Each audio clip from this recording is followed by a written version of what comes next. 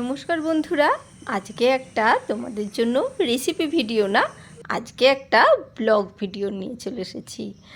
জানি তোমাদের রেসিপি দেখতে আমার খুব ভালোই লাগে, রেসিপিগুলো খুব পছন্দ করো, কিন্তু আজকে একটু অন্যরকম ভিডিও। আজকে গরমের ছুটি শেষ হওয়ার আগে দিদির বাড়ি গেছিলাম। সেই ভিডিওয় মানে একদিনের জন্যে সেই ভিডিও তোমাদের সাথে শেয়ার করছি। সকালবেলা উঠে যে ছাদে চলে এসেছি, দেখো ফুল টুল তুলে নিয়েছি, আর আকাশটা কি সুন্দর ছিল সেই দিনকে। কোনো দিন গিয়ে থাকিনি, আমার ছোটো মেয়ের তো ফার্স্ট টাইমই যাচ্ছে, তাই সব সকালবেলায় পুজো টুজো করে এই যে দুপুরবেলায় খেয়ে দিয়ে রেডি করে হয়ে নিয়েছি। আর রাত্রিরের রুটি করে রেখেছিলাম শাশুড়ি মার আর আমার হাজব্যান্ডের জন্যে। আর বড় মেয়ের পরীক্ষা শেষ হয়েছিল, সেদিনকে এক্সাম শেষ হয়েছিল কলেজে, তাই ও বলেছিল আর ছোটো মেয়ের তো পরীক্ষা মানে পরীক্ষা না, স্কুল খুলে যাবে, তাই বড় মেয়ে বলেছিল যে মা চলো এই দিনকে যাব আর পরের দিনকে আবার দুপুরবেলায় চলে আসবো। তাই আমরা গাড়ি করে রওনা দিয়ে দিয়েছি। এই দেখো দিদির বাড়ি গলিতে এসে পৌঁছেও গেছি, আর বাড়িতেও এসে পৌঁছে গেছি। যথারীতি ওদের বাড়িতে দুটো কুকুর আছে, বটা আর ঘটা। তারা যথারীতি অচেনা লোক দেখে চলে এসেছে, আর আমার মেয়েরা তো খুব চিৎকার করছিল, খুব ভালোবাসে, কিন্তু তাহলে কি হবে। আর আমরা এসে দিদির বাড়িতে বসে পড়েছি। আর এই যে দিদির জন্য একটু শনপাপড়ি নিয়ে গেছিলাম, দিদি শনপাপড়ি খেতে খুব ভালোবাসে, তাই আমার বড় মেয়ে ব্যাগ থেকে বের করে দিয়ে দিল। আর আমার দিদির ছেলে তখন বাড়িতে ছিল, কিন্তু মেয়ে পড়তে গেছিলো। আর আমার মেয়েরা দিদির মেয়ের কাছে আবদার করেছিল, ওর মাসির কাছে স্পেশালি, যে মোমো করতে, তাই ওর মেয়ে মোমো করে রেডি করে রেখে গেছিলো। আর এইদিকে যেতেই দিদি একটু লস্যি করে দিয়েছিল, তাই লস্যিটা খাচ্ছি। আর আমার দুই মেয়েই টক দইটা সেইভাবে পছন্দ করে না, মিষ্টি দইটা খায়, তবুও যেহেতু মাসি করে দিয়েছে তাই খাচ্ছে। তা ছোটো মেয়ে যখনই এক চুমুক দিয়েছে, দেখো মুখটা কীরকম। আর এই যে গিয়েই তো তার দাদার সাথে তার শুরু হয়ে গেছে খেলা। আর ও দিদির মেয়ে যেহেতু ছিল না, ওরা মানে ও সেইভাবে মানে ও সবার সাথে এত মেশে, আমার ছোটো মেয়ে মানে এত বড় দাদা দিদি হলেও মানে এত ভালোবাসে, কল্পনার বাইরে। দেখো কি আনন্দ করছে। অমনি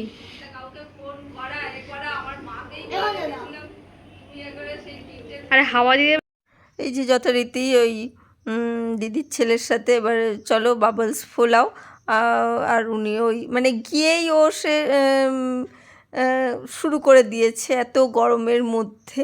তখন তো গরমটা ছিল ভালোই, মানে কি দাদাকে পেয়েছে, এবার চলো কিছু তো বদমাইশি করতে হবে।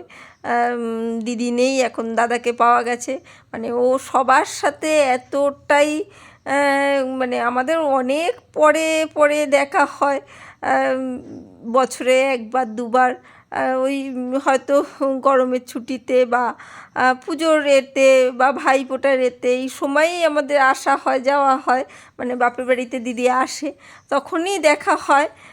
তাছাড়া মানে ওই ফোনটুকুই কথা বলা হয়, কিন্তু তাতেই আমার মেয়ে এত মানে ভালোবাসে কল্পনার বাইরে। আর এই দেখো তারপরে একটু ছাদে চলে গেছি। আর দিদির ছেলে একটু জিমে যাওয়ার কথা ছিল, তাই ও জিমে বেরাবে, তাই আমরা ছাদে একটু চলে গেছি। যে দিদির মেয়েও এখনও আসেনি, তা ও বললো যে একটু বিকেল রয়েছে ছাদে ঘুরে আসি, দিদির ছেলে একটু পরে জিমে চলে যাবে। তাই আমার মেয়ে আবার একটু উনো অর্ডার দিল, বসে বসে কি করবে, চলো উনো খেলা শুরু করে গেল, যে মা তুমি আসো বসো আমরা তিনজনে খেলি। মাসি ততক্ষণ মোমোগুলো ভাপিয়ে নিই, দিদি চলে গেছিলো, দিদির মেয়ে সব রেডি করে রেখে গেছিলো। দিদির মেয়ে প্রচুর মানে এই সব জিনিসগুলো বানায়, তাই আমি বলেছিলাম যে ও রিনিকেই বলেছিলাম, দিদির মেয়েকেই বলেছিলাম যে তুই মোমো বানিয়ে রাখবি, ওরা খাবে। আর এই দেখো আমার দিদির মেয়ে কত সুন্দর সুন্দর পেন্টিং, এগুলো অনেক ছোটোবেলার অনেক আগের মানে এঁকে রেখে দিয়েছে সুন্দর সুন্দর করে। নানা রকম কার্টুন ক্যারেক্টার থেকে শুরু করে ওর বাবা মাকেও আঁকার চেষ্টা করেছে, ভাইকে, এই যে দিদিয়া জাইবুর ছবি এঁকে রেখেছে সবারই। আর এইটা তো বেশি আমার খুব ভালো লাগছে, এই কার্টুনের ছবিটা আমার দারুণ লাগছে, তাই বলছিলাম। আর এই দেখো মোমো এসে গেছে, দিদি সব একসাথে ভাপিয়ে দিয়েছে। আর দিদির মেয়ে এসে বলছে তোমাকে বলেছিলাম আলাদা আলাদা করে ভাপাবে, তুমি এরকম করে একসাথে কেন ভাপিয়ে নিয়েছো, তাই বলছিল। আর পরের দিনকে সিনেমা দেখতে যাবে সেই প্ল্যানিং হচ্ছিল, কথাবার্তাগুলো শোনো শুধু। হ্যাপি এন্ডিং সিনেমা দেখবে, হ্যাপি এন্ডিং দেখবো ব্যাস। এমনি সিনেমা দেখবো না, কার্টুন ফাটুন ভালো কিছু বেরোলে সেইগুলো দেখবো।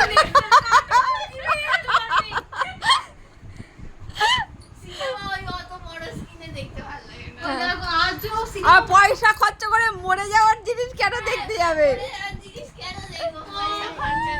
লোকে।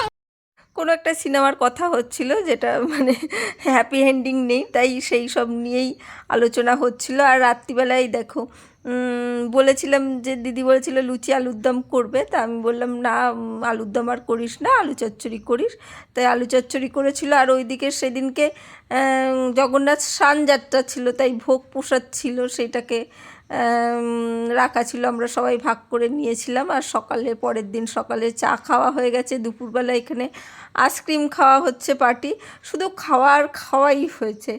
আর তখন আমার বড় মেয়ে চান করতে গেছিলো, আমরা সবাই আইসক্রিমটা খাচ্ছি। আর দুপুরবেলা একটুকুনি মানে তখন 2টো বাজতে যায়, তখন আমরা আইসক্রিম খাচ্ছি। এরপরে আমরা বিরিয়ানি খাবো, এই যে বিরিয়ানি হয়েছে। এবারে খেয়ে দিয়ে বিরিয়ানি খেয়ে স্প্রাইট খেয়ে আমরা তারপরে চলে আসবো।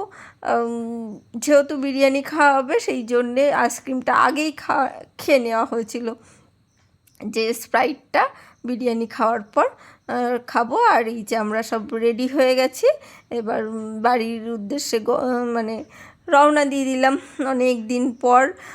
মানে দিদির মেয়ে তো বিশ্বাসই করছিল না যে আমরা থাকবো, মানে রাত্রিবেলাটা থাকবো ওদের বাড়িতে, বিশ্বাসই করছিল না, মানে কেউ ওরা চিন্তাই করেনি যে আমরা থাকবো। যাকে হাসি মজা করে ওই অর্ধেকটা দিন কেটে গেল। কেমন লাগলো বলো, খুব মনে হয় না ভালো লেগেছে? যাকে একটা লাইক করো, কমেন্ট করো কেমন লাগলো। পরবর্তীকালে আরও ভিডিও দেখার জন্যে তৈরি থেকো। আর কি বলবো, চলো আজকের জন্য টাটা, বাই বাই, আবার দেখা হবে অন্য কোনো দিন অন্য কোনো ভিডিওতে। আর আকাশটা তো আমার সবথেকে প্রিয় জিনিস জানোই, তাই আকাশের ভিডিওটা আস্তে আস্তে একটু করে নিলাম। আর সুন্দর ছিল সেদিন আকাশটা। চলো আজকের জন্য বাই বাই।